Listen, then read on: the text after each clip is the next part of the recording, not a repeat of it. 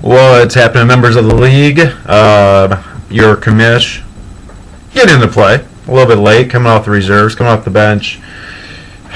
Day late, my bad. Been working a little too much. You know, the usual. Been working on my strong beard.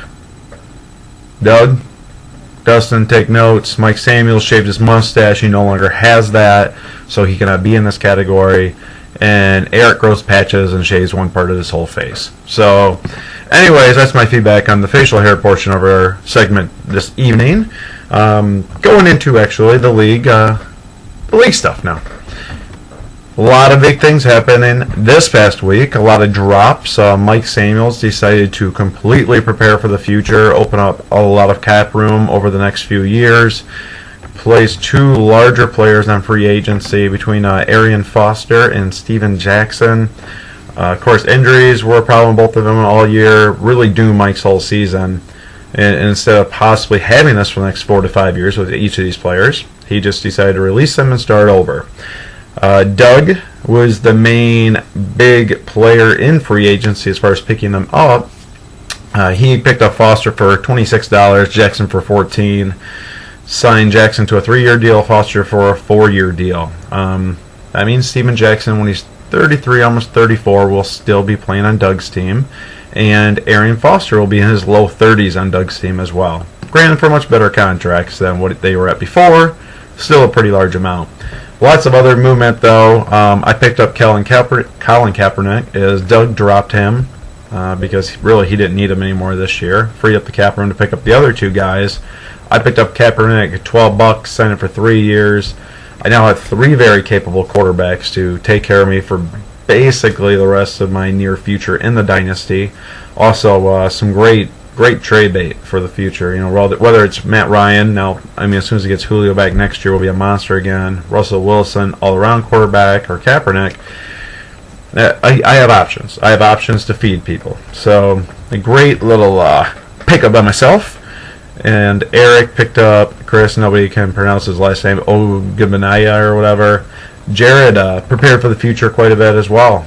Picked up, Delaney Walker for this year, but also Khatri and somebody else, Mendenhall, for $3 and $4 respectively, signed into some long-term deals.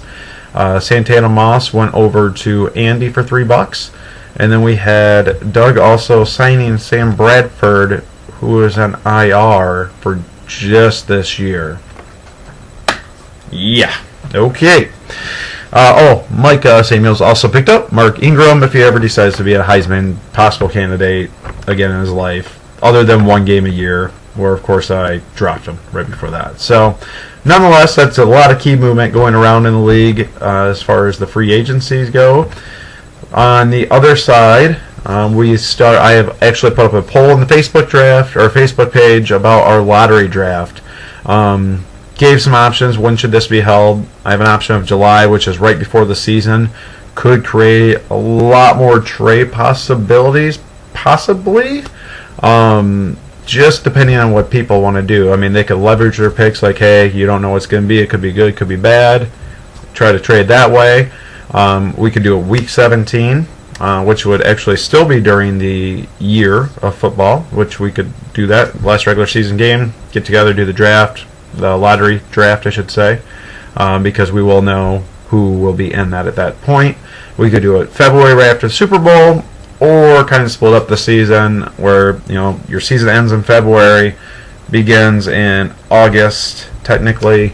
So we could do it more of an April-May type time period. So I need everybody to place their votes. We'd love to get that on the calendar for us. A couple other things. Lori Norberta / Derek Norberta. Love the team logo for Mike Samuels. Very fun.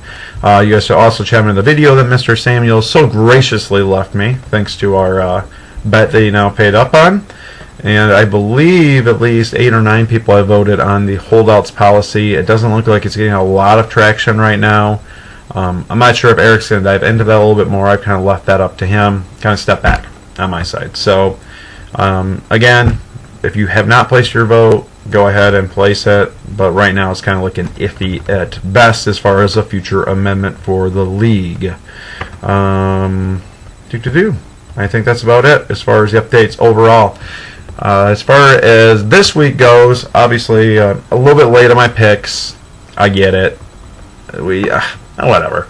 It doesn't matter. If there was one game played, it's not going to make a huge difference. Nobody really blew up last night. Besides Harry Douglas had a great game for myself, but nobody really smashed it. Nobody really sucked. So I think my picks are still legit. So let's get to them. Forte, Yard Dash, and Duke. Kind of a big battle for both teams again. Divisional matchup. I'm in first right now. Derek is in third. If Derek wins out, Scott loses correctly. I lose. I mean, there's a lot of variables, but I still think there's a couple ways that Derek can get into the playoffs. So, extremely large game for him as well.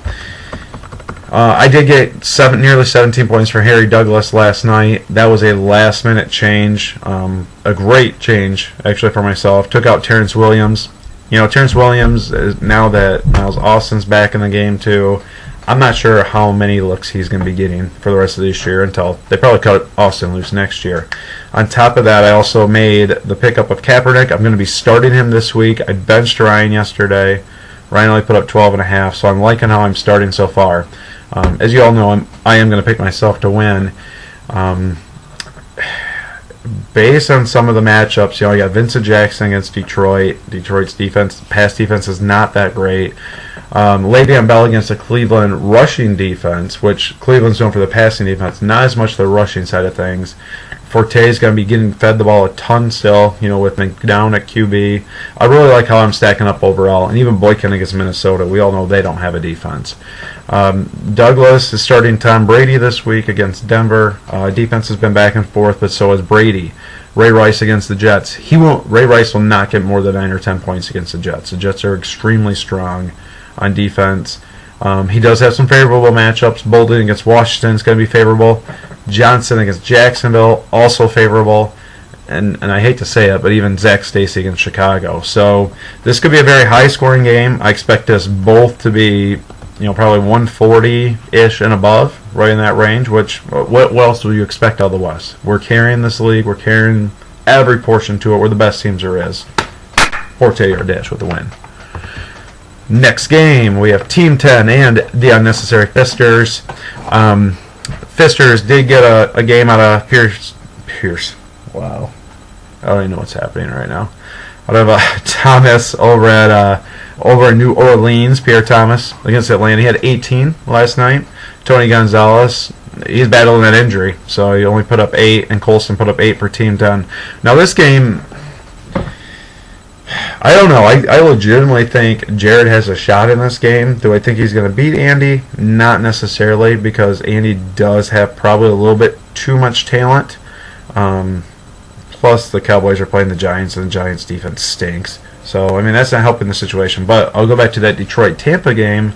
Tampa's defense has been pretty strong overall. He's also starting Tavon Austin. Austin's a hit-or-miss candidate of the year. He could put up 2 points or 25 points. I'm going to guess on the lower side against Chicago. Great special teams out there in Chicago. And then Lamar Miller against Carolina, another very tough defense. So he has some players that are going against tougher defenses this week, and that's why it's going to be close. You know, Jared has a couple Tennessee Titans going up against Oakland. Again, weak defense. He has the kicker for San Diego against Kansas City, which that will be sure to probably get him quite a few points, but Keenan Allen against Kansas City won't help him. Also, Phillip Rivers against Kansas City probably won't help him. So, because of the few tough matchups he has, I'm still going to pick Andy, but I do like this to probably be within about a 20-point battle or so. So, the Fisters for the win, and actually I think that would probably guarantee... not quite. Almost guarantee the best record in the league for Andy. It's getting closer every week if he continues to win. The next battle, one of my I think I have 2 games of the week this week. The Prodigy and Dutch Oven. You know, 5-6 Doug against 6-5 Scott. Scott needs this win. Doug needs this win.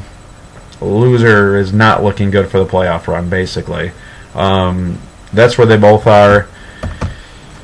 Doug, with the pickup of Steven Jackson, almost had 17 points last night, probably his biggest output of the year. And then Scott started Kenny Stills, only put up 4, one of his lower outputs. So that started the little teeter already. Again, getting into the matchups, Washington and San Francisco. Doug has a few players, Griffin and Morris from Washington against San Fran. Don't love the matchup. Mike Wallace against Carolina. Don't love the matchup. But then on the other side of things, he has Eddie Lacy against Minnesota. He has Alshon Jeffrey against St. Louis. And then Gronkowski will probably get quite a few catches against Denver. So really, he's back and forth between top and bottom of the top 10 defenses, bottom 10 defenses. You know what I'm saying. Looking over Scott's team, it's the same type deal. I mean, not one of these teams I'm really looking at has a pretty easy schedule this week or a tough one. I don't like Antonio Brown against Cleveland. He'll probably be matched up against Joe Shutdown Hayden. T.Y. Hilton will probably be shut down by Patterson. You know, he's going to probably have to rely a little bit on Vereen's catches out of the backfield, Charles's overall game. Talib will probably be against Demaryius Thomas.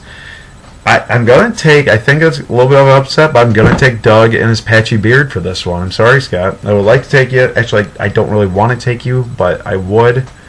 If you weren't in my division, possibly. But just looking at the overall teams and the stats so far, I'm going to take Doug. Game 4, the other game of the week, the battle for the division possible title in the South between Dustin and Jason. Dustin had a few starters last night going. He had Jacquez Rogers with 5.8 points, and then Mr. Drew Brees at 22.5. Jimmy Graham, huge game for Jason at 21 points. So I haven't looked at the tiebreakers probably as much as I should because I know Eric's been kind of touching on that. But if Jason wins, they both fall within the same record. Although I don't know their divisional records. I would have to look at that. Jason by far has much more points, as we've already discussed Dustin's kind of weak team just getting on through. And based, again, on the matchups, I'm going to go ahead and go with Jason this week. The Giants-Dallas game is going to be the teller to this one, as Jason has Brown and Nix out of the Giants. Of course, Nix is questionable. And then the other portion of the Giants, Dustin has Cruz and Randall. Depending on where those touchdowns go, that can mean what this game is overall. Also in the Denver-New England game, we have Jason with Manning, Dustin with Moreno. Are they going to throw it or are they going to run it? Could also be weather permitting. Anyways, by the time we get to the end of this, the end of the score, the end of the week, I'm going to take Jason in the victory to at least tie up in the record side as far as the division goes. And again, Eric, I'm sure we'll go over the tiebreakers. In week 5, or game 5, may the sports be with you, and I love Mike Ditka. These two teams have combined for 9 straight losses in a row. Derek with 5 in a row. Oh, excuse me. Derek L with 5 in a row. Derek N with 4 in a row. Derek N will not be able to field the full team again this week. Nugent on a bye. He has no alternatives. He has Kyle Rudolph, who has already been proclaimed out at tight end, along with Owen Daniels on IR as tight end. And the rest of his teams, Gresham's on a bye. So he's going to get no points from 3 of his spots. And it has now also been alerted that Moore out of Oakland is also out. I would love to see him substitute somebody, but he cannot. His possibilities are Reggie Wayne on the IR and Mike Williams on the IR. On top of that, he's starting Mike James on the IR. So in the battle of may the source be with you against I Love Mike Ditka, who is fielding 1, 2, 3, 4, 5 players, even though as of right now, Derek L, he doesn't have a tight end he can put in either. Or a player. Oh, jeez. I guess he could put in Brandon Stokely. If Brandon Stokely plays, he can go ahead and put him in. But he's also going to field a low team. And on top of that, Yoik Bell, questionable. Peterson's questionable. They're talking about shutting him down a little earlier in the game, giving him a lighter role or load. Let's just say that Derek Lehman's lucky to be playing I Love My Ditka this week. I will take May the Swords be with you. In our final game, we have the Vinegar Strokes against the Final Ansa. Hartley last night scored 7 for Eric, and for Mike S., we have Ingram with 3.2.